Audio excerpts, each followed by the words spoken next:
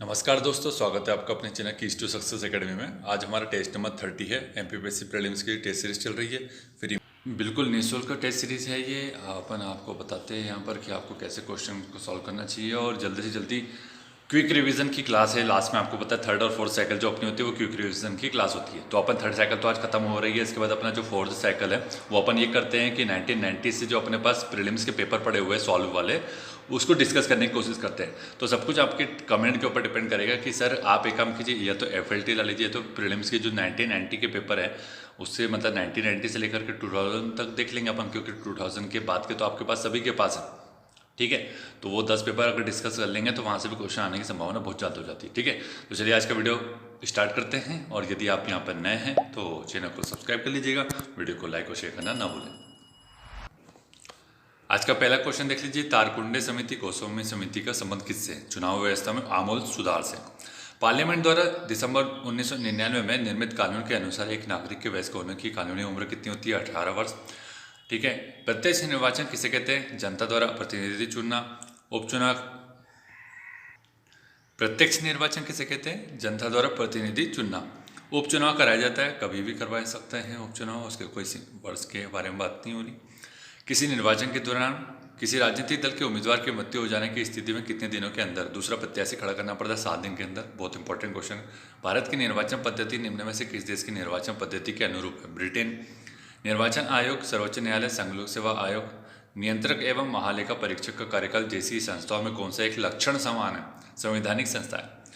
भारत के प्रथम मुख्य चुनाव आयुक्त कौन थे? सुकुमार सेन। नेक्स्ट है कि निर्वाचन आयोग का चेयरमैन कौन होता है?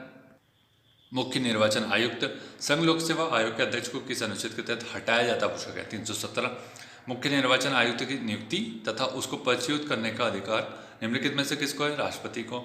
भारत में सार्वजनिक मताधिकार के आधार पर प्रथम चुनाव कब हुए थे? 1952 में। 1952 का वर्ष भारतीय इतिहास में क्यों महत्वपूर्ण है? लोकसभा का प्रथम आम निर्वाचन हुआ था। भारत में मतदान की आयु को 21 वर्ष से घटाकर कितना कर दिया गया? 1989 में कर दिया गया था 18।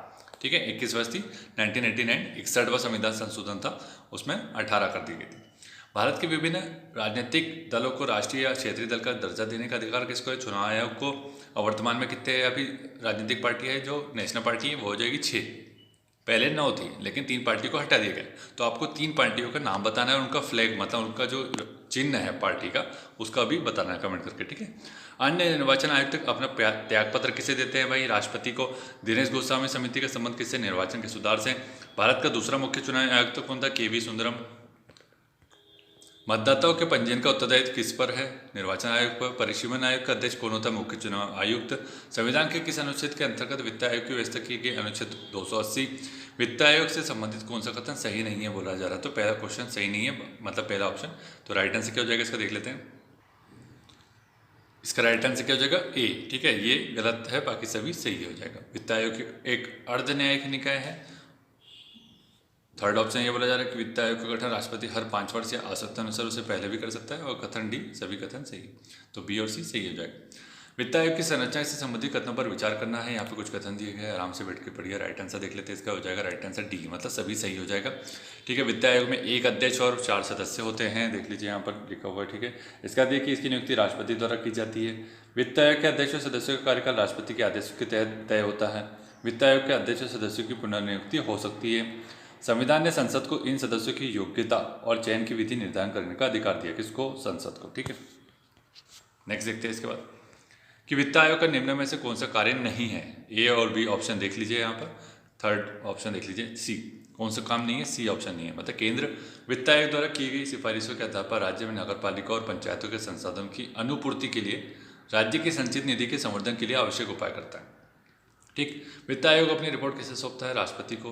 वित्त आयोग के संबंध में कौन सा कथन सही नहीं है बोला जा रहा है? तो बी ऑप्शन सही नहीं है।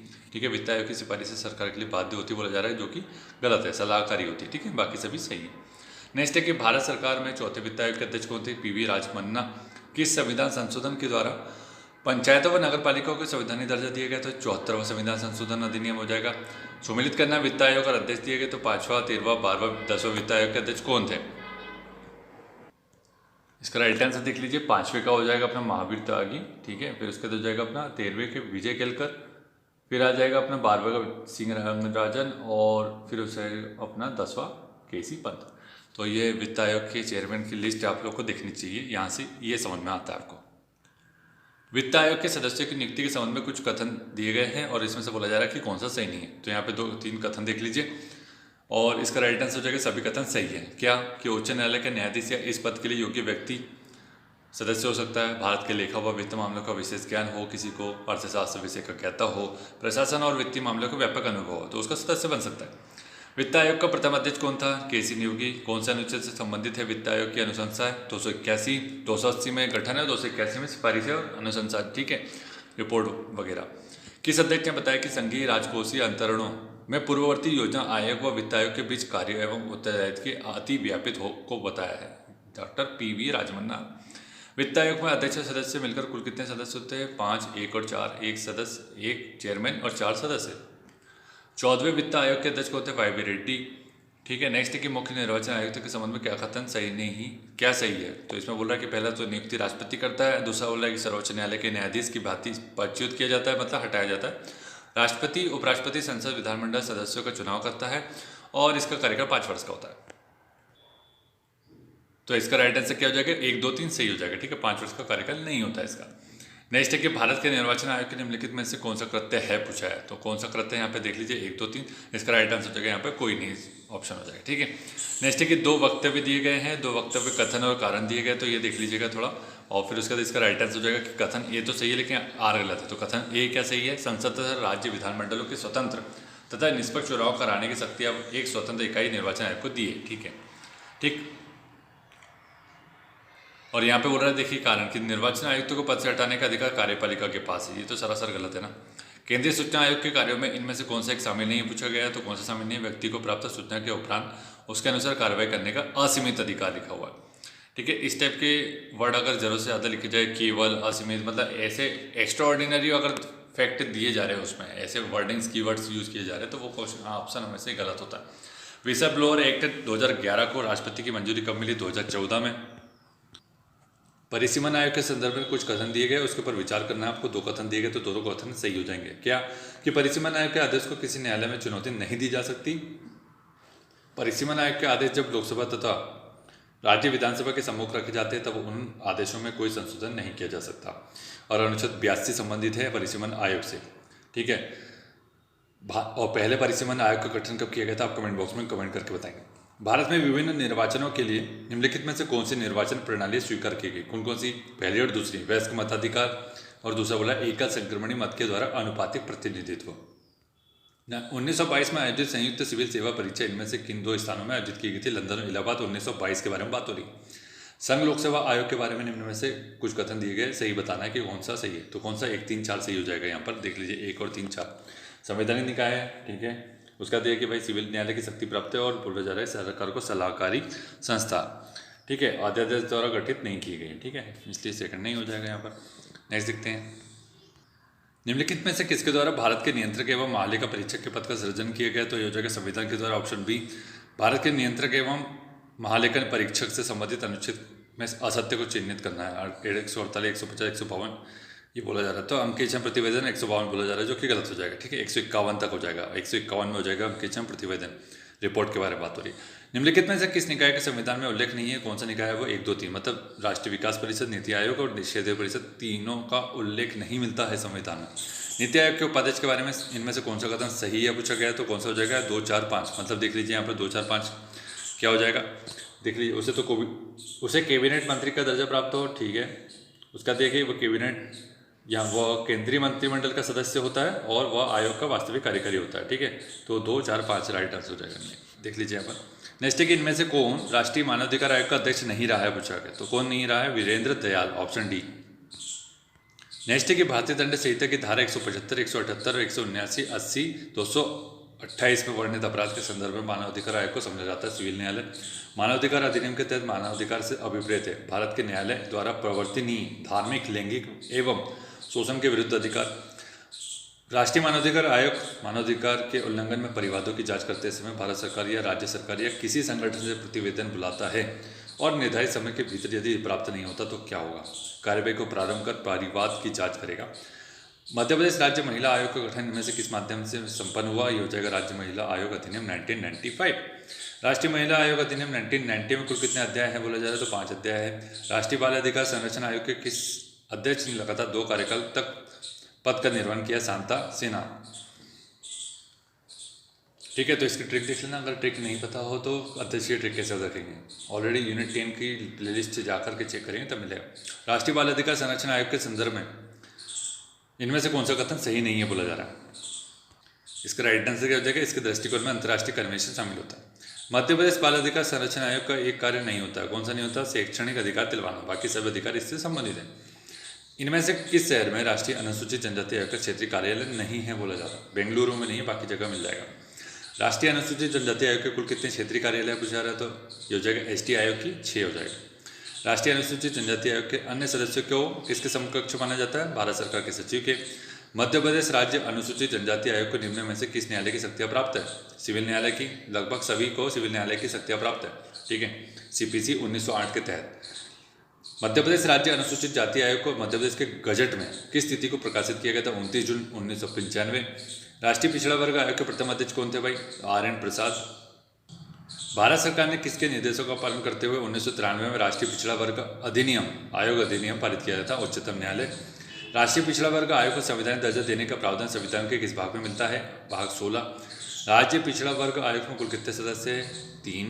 प्रथम महिला मुख्य सूचना आयुक्त इनमें से कौन सी थी? दीपक संधू।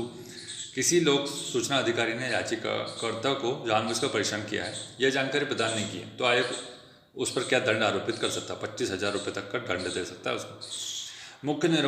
मुख्य सूचना आयुक्त के कदाचार एवं अक्षमता के आधार पर राष्ट्रपति को प्राप्त शिकायत की जांच करता है सर्वोच्च न्यायालय।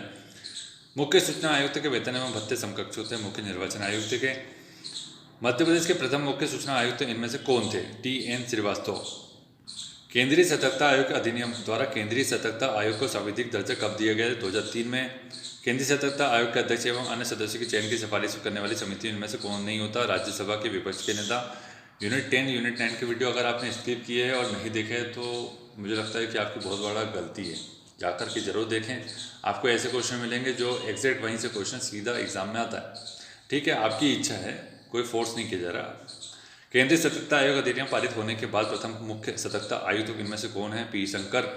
ठीक, नेक्स्ट है इसके बाद की राष्ट्रीय हरित अधिकरण के सदस्यों की नियुक्ति की जाती है चयन समिति की सिफारिश के आधार पर केंद्र की सरकार के द्वारा। ठीक है, नेक्स्ट है इसके बाद की एनजीटी के क्षेत्रीय कार्यालय इनमें से किस एक स्थान पर अवस्थित है? भोपाल में। एनजीटी के तहत अधिकार प्राप्त समूह है भारत के सभी नागरिक।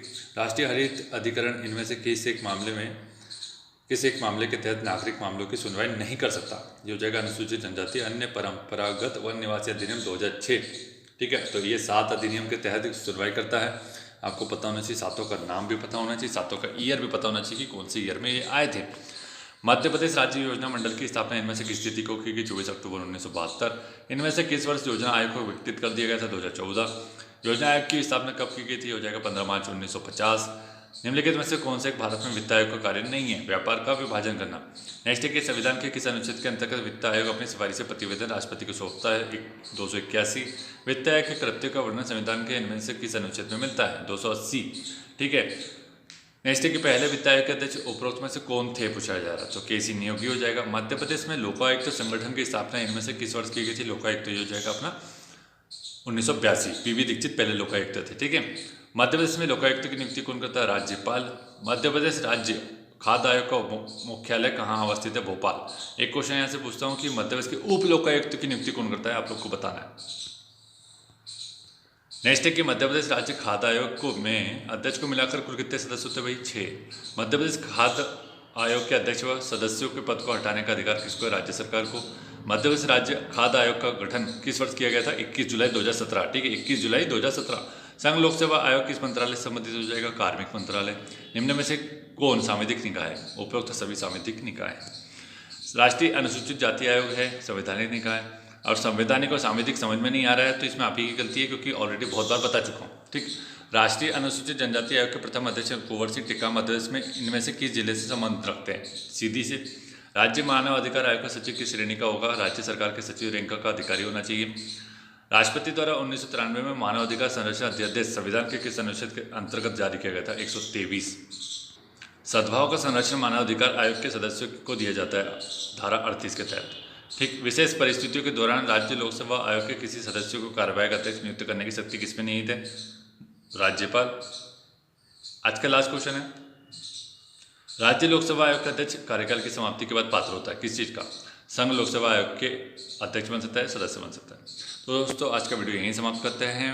अपना थर्ड साइकिल ख़त्म हो गया है, ठीक है, मतलब लगभग 30 वीडियो हो चुके हैं अपने टेस्ट सीरीज़ के। बहुत ज़्यादा सफिशिएंट थे, इससे ज़्यादा तो टेस्ट आपको क्या लगाओगे आप और कुछ नहीं, एडिशनल जाकर के 20 और टेस्ट लगा लिए होंगे, मतलब कहीं और भी अगर वीडियो देख रहे होंगे टेस्ट लगा रहे होंगे तो फिर बहुत ही उत्तम बात है। इससे ज़्यादा परेशान होने की आवश्यकता नहीं है, बहुत टेस्ट हो गए। अब क्या ज़रूरत है? अब ज़रूरत है कि लास्ट टाइम रिवीजन करो ज़्यादा से ज़्यादा। जो स्टडी डाली गई है वो देख लेना जा कर के, उसके हिसाब से आप अगर फॉलो कर देते हैं तो आपका, मैं यहाँ से बोल रहा हूँ कि 75 प्लस स्कोर तो आएगा ही उस वीडियो के आधार पर जो स्ट्रेटेजी डाली गई है। अगर उसको प्रॉपर तरीके से फॉलो करते हो, प्रॉपर रिवीजन करते हो और जो रिवीजन आप करने का तरीका है अगर वो दिमाग में याद रहती है तो 75 प्लस क्वेश्चन है तो कहीं भी नहीं गए। फिर आपकी अगर पर्सनल कुछ स्ट्रेटेजी होगी तो ठीक है, कोई इशू नहीं है उसमें, बाकी अगर फॉलो कर लें तो आपके लिए फ़ायदा है, ठीक है। तो ये इसके बाद ये बताइए कि भाई फोर्थ साइकिल लाने एफएलटी लाना है या फिर सर वो जो 1990 से प्रीलिम्स के जो पेपर है ना उसको डिस्कस करा दीजिए। तो रोज़ एक वीडियो डाल देंगे, कोशिश करेंगे तो क्या हो जाएगा 10 दिन में 10 वीडियो खत्म हो जाएंगे तो 2000 तक के वीडियो हो जाएंगे। और 2000 के बाद का तो PDF आपके पास है ही है, या फिर कोशिश कर लें 1-2 दिन में 2 वीडियो डाल देंगे, ठीक है। इकोनॉमिक सर्वे बजट का भी वीडियो रिलीज़ करना है तो जल्दी 9000 तक वो चाहिए, क्योंकि 10,000 का टारगेट दिया था, अभी 9000 को कंप्लीट करवा दीजिए तो अपन इकोनॉमिक सर्वे वो डाल देते हैं वीडियो, ठीक है। बाकी चीज़ें तो आपको पता ही है। Thank you so much for watching, और अपने आप पे विश्वास रखिए, बढ़िया तैयारी कीजिए, ठीक ठाक नींद लीजिए, बहुत ज़्यादा नींद कम करने की आवश्यकता नहीं है। खुश रहना जरूरी है, अभी अपने आप को खुश रखिए, ठीक है। किसी प्रकार का पैनिक और तनाव लेने की आवश्यकता नहीं है। अभी अपने पास 10 दिन है, 10 दिन में आप अपने बारे में सोचें और अपनी पढ़ाई के बारे में सोचें, ज़्यादा इधर उधर की बातें ना सोचें और ज़्यादा PDF के चक्कर में परेशान ना हो, नई बुक मार्केट में आ रही उसके चक्कर में परेशान ना हो, सोशल मीडिया को कम देखो, थोड़ा बहुत देख लो, ठीक है। अपने आप को खुश रखने के लिए कुछ थोड़ा सा जोक वोक देख सकते हो, कोई कॉमेडी वीडियो देख सकते हो, तो 5-10 मिनट भी चल जाएगा, ठीक है। Thank you so much for watching. Tell me pretty lies, look me in the face, tell me that you love me, even if it's fake.